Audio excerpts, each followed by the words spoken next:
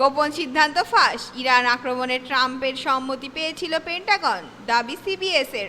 গোপন পারমাণবিক স্থাপনায় হামলার পরিকল্পনা, শান্তি নাকি প্ররোচনা?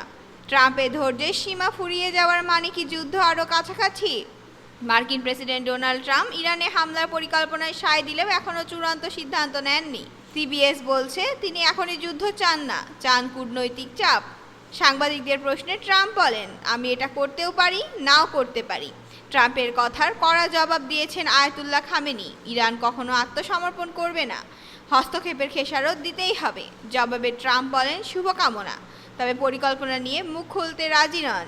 ইসরায়েলের প্রধানমন্ত্রী নেতানিয়াহু দাবি করেছে তারা ধাপে ধাপে ইরানের পারমাণবিক হুমকি ধ্বংস করেছে এবং আকাশ নিয়ন্ত্রণ রেখেছে।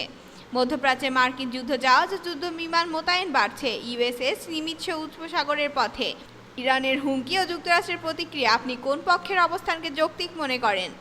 আপনার মতামত জানান কমেন্টের মাধ্যমে। ধন্যবাদ।